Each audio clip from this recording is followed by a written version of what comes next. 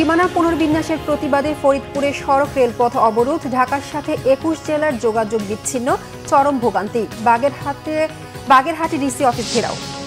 জুলাই সনদের আইনি ভিত্তি নিয়ে রাজনৈতিক দলের সঙ্গে ঐক্যমত্য কমিশনের ফের বৈঠক আজ, বাস্তবায়নের পদ্ধতি নিয়ে রয়েছে দ্বিমত। কেন্দ্রীয় শহীদ মিনারে লালন সম্রাজ্ঞী ফরিদা পারভীনের মরদেহে শ্রদ্ধা জানাচ্ছেন সর্বস্তরের মানুষ। দুদফা জানাজা শেষে দাফন করা হবে কুষ্টিয়ায়। দেখছিলেন ক্রাউন সিমেন্ট সংবাদ শিরোনাম, এবার বিস্তারিত। সংসদীয় আসনের সীমানা পুনর্বিন্যাসের প্রতিবাদে ফরিদপুরের ভাঙ্গায় মহাসড়ক ও রেলপথে চলছে অবরোধ। সকাল থেকে কয়েকটি স্থানে গাছের গুঁড়ি ও টায়ার জ্বালিয়ে যান চলাচলে প্রতিবন্ধকতা তৈরি করা হয়। এতে রাজধানী ঢাকার সাথে বন্ধ রয়েছে দক্ষিণ পশ্চিমাঞ্চলের ২১ জেলার যান চলাচল। চরম দুর্ভোগে পড়েছেন যাত্রীরা। এছাড়া অবরোধে নেতৃত্ব দেওয়ার অভিযোগে ভাঙ্গার আলগী ইউনিয়নের চেয়ারম্যান মোহাম্মদ সিদ্দিক মিয়াকে আটক করা হয়েছে। সম্প্রতি নির্বাচন কমিশন ঘোষিত সংসদীয় আসনে সীমানা পুনর্বিন্যাস সংক্রান্ত গেজেট বাতিলের দাবিতে পঞ্চম দিনের মতো এ অবরোধের ডাক দেয়া হয়। এদিকে বাগেরহাটের ৪টি আসন পুনর্বহালের দাবিতে ডিসি অফিস ঘেরাও কর্মসূচি পালন করছে সর্বদলীয় নেতাকর্মীরা। সকাল থেকে জেলা প্রশাসকের কার্যালয় ও জেলা নির্বাচন অফিসের সামনে অবস্থান নিয়ে বিক্ষোভ করেন তারা। বক্তারা বলেন, দাবি না মানলে আইনি লড়াইয়ের পাশাপাশি জেলাটিতে কোনো নির্বাচন হতে দেওয়া হবে না। আগামীকাল থেকে ৩ দিনের হরতালের কর্মসূচি রয়েছে বলেও জানান তারা। বিভিন্ন রাজনৈতিক দলের সাথে আজ আবার বৈঠকে বসছে জাতীয় ঐক্যমত্য কমিশন। দুপুর ২:৩০টায় এ সংলাপে আমন্ত্রণ জানানো হয়েছে বিএনপি, জাতীয় নাগরিক পার্টি ও জামায়াত ইসলামী সহ অন্যান্য রাজনৈতিক দলকে। আজকের বৈঠকে অংশ নিতে পারেন প্রধান উপদেষ্টা। এদিকে সংবিধান সংশোধন সংক্রান্ত প্রস্তাবে বড় ধরনের দ্বিমত নিয়েই জুলাই সনদের চূড়ান্ত কপি পাঠানো হয়েছে রাজনৈতিক দলগুলোর কাছে। সংবিধান সংশোধন নিয়ে ঐক্যমত্য কমিশনের ১৯টি বিষয়ের মধ্যে 10টিতেই রয়েছে ভিন্নমত। এছাড়া জুলাই সনদ বাস্তবায়নের পদ্ধতি নিয়েও ভিন্নমত রয়েছে প্রধান রাজনৈতিক দলগুলোর মধ্যে। তবে সনদের বিষয়গুলো আদালতে চ্যালেঞ্জ করা হবে না, এই অঙ্গীকার চায় ঐক্যমত্য কমিশন।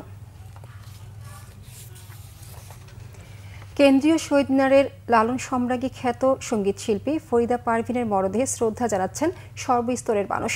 এরপর ঢাকা বিশ্ববিদ্যালয় মসজিদে প্রথম দফা জানাজা অনুষ্ঠিত হবে।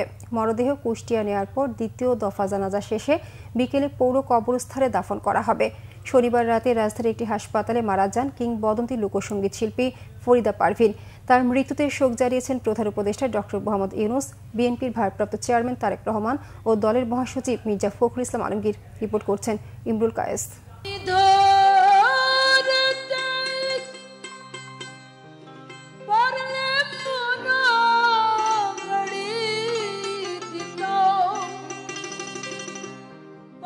লালন ফকিরের গান আর ফরিদা পারভীন যেন একে অপরের পরিপূরক হয়ে উঠেছিলেন। লালন গীতি গেয়েই অর্জন করেছিলেন মানুষের শ্রদ্ধা আর ভালোবাসা। তার সুরের ঝংকারে জীবন্ত হয়ে উঠত লালন শাহের গানের দর্শন এবং আধ্যাত্মিকতা। ফরিদা পারভীনের কণ্ঠে লালন গীতি দেশের সীমানা পেরিয়ে বিশ্বব্যাপী পরিচিতি পায়। কিন্তু সেসবই এখন অতীত। আর কখনো লালন গীতি গাইবেন না কিংবদন্তি শিল্পী ফরিদা পারভীন। দীর্ঘদিন কিডনি রোগে ভোগার পর শনিবার রাতে মারা যান ফরিদা পারভীন। শারীরিক অবস্থার অবনতি হলে গত ২রা সেপ্টেম্বর হাসপাতালে ভর্তি করা হয় তাঁকে। কিছুদিন ধরেই ডায়ালাইসিস চলছিল তাঁর। অবশেষে নিভে গেল জীবন প্রদীপ। রাতের বেলা যখন ওনার কার্ডিয়াক অ্যারেস্ট হয়, তারপর প্রয়োজনীয় ব্যবস্থা গ্রহণ করি, কিন্তু ফাইনালি আমরা 10:15-তে তাকে মৃত ঘোষণা করি ইসিজির মাধ্যমে। এবং আপনি জানেন যে দীর্ঘদিন ধরে উনি কিডনি রোগে ভুগছিলেন, সাথে অন্যান্য জটিলতা ছিল, মাল্টি অর্গান ফেইলিউরের একজন পেশেন্ট ছিলেন তিনি। আমার শেষ ইচ্ছা অনুযায়ী আমার কবরস্থান দাফন করা হবে কুষ্টিয়া পৌর গোরস্থানে। তার আগে আমরা বাদ মাগরিব কুষ্টিয়াতে পৌর গোরস্থানে আরেকটা জানাজা করব। এটা আমাদের পারিবারিকভাবে এখনকার সিদ্ধান্ত। ফরিদা পারভীনের মৃত্যুতে শোকের ছায়া নেমে এসেছে শিল্পী ও তার ভক্ত সমাজে। এক নজরে দেখতে ও পরিবারকে সান্ত্বনা দিতে অনেকেই হাসপাতালে ভিড় করেন। লালন গীতিতে যে জনপ্রিয়তা তৈরি করেছিলেন, সেটা আসলে পুরো জায়গাটাই উনি শূন্য করে একসাথে ওনার নিজের সাথে নিয়ে চলে গেলেন। কারণ মানে আধুনিক জগতে এবং আধুনিক জীবনে আমরা যারা লালন গীতি শুনতাম, আমরা একমাত্র ফরিদা আপাকেই শুনতাম। যেহেতু তিনি লালনের গান করতেন, লালন ফকির কুষ্টিয়াতে পড়িয়াছেন, সুতরাং আমরা ওই অর্থেই আমরা সেখানেই নিয়েছি। কেন ছেলেমেয়েরা সব এখানে থাকে, আমিও এখানে থাকি।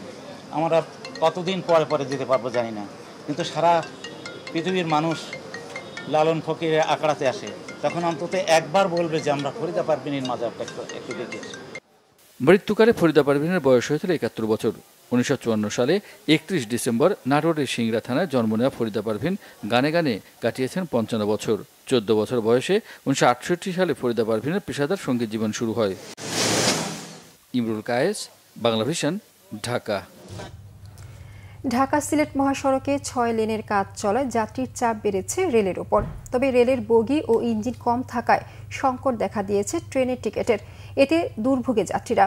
এমন অবস্থায় যাত্রী সুবিধার জন্য বগি বাড়ানো ও সিলেট কক্সবাজার রেল চালুর দাবি স্থানীয়দের। সিলেট থেকে দীপু সিদ্দিকীর তথ্য ছবিতে ডেস্ক রিপোর্ট।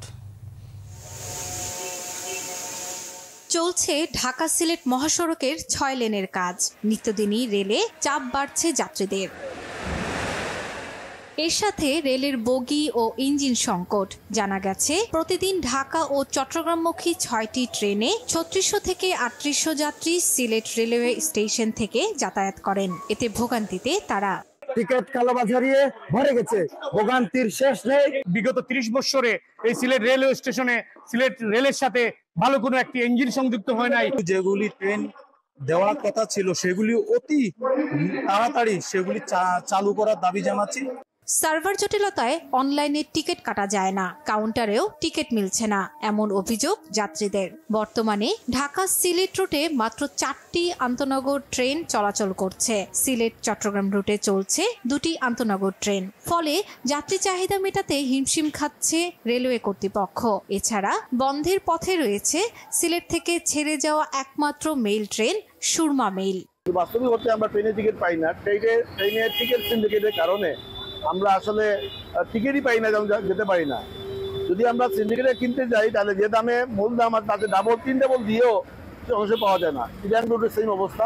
সময় মতো ট্রেন না আসে তাহলে সিলেট টু ঢাকা, সিলেট টু চট্টগ্রাম যারা ব্যবসায়ী আছে তাদের ব্যবসার ক্ষতি হয়।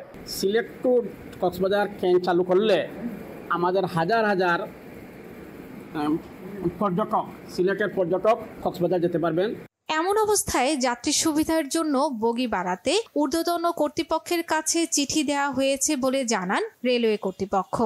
নতুন ট্রেনের জন্য আসলে আমরাও চেষ্টা করছি, আমার অফিসারও রেলের ব্যক্তিগত পক্ষে চেষ্টা করতেছে, কিন্তু ইঞ্জিন সমস্যা। ইঞ্জিন না থাকার কারণে আমরা নতুন ট্রেন আমরা চালু করতে পারতেছি না। তো যদি নতুন ইঞ্জিন আসে, আশা করি আমরা একটা সিলেট ঢাকা বা সিলেট কক্সবাজার আমরা একটা ট্রেন পাবো। আমরা অনুরোধ করব বিশেষ করে স্টেশন ম্যানেজার এবং কর্তৃপক্ষকে অতি শীঘ্রই সিলেটে 2 জোড়া নতুন ট্রেন দেওয়ার জন্য। ঢাকা ও চট্টগ্রাম রুটে ট্রেন সংখ্যা বাড়ানোর পাশাপাশি সিলেট কক্সবাজার রেল চালুর দাবি সিলেটবাসীর। শর্মিলা কেয়া, বাংলা ভিশন, নিউজ ডেস্ক। এই ছিল এখনকার মতো। পরের সংবাদ দুপুর 2টায়। এর আগে একটা রয়েছে নিউজ টপ 10 দেখার আমন্ত্রণ রইল। এছাড়া বাংলা ভিশন সংবাদ ও সংবাদ সংশ্লিষ্ট অনুষ্ঠান দেখতে ভিজিট করুন www.bpnews24.com ও facebook.com/banglavisionnews এবং সাবস্ক্রাইব করুন youtube.com/banglavisionnews। ধন্যবাদ সবাইকে।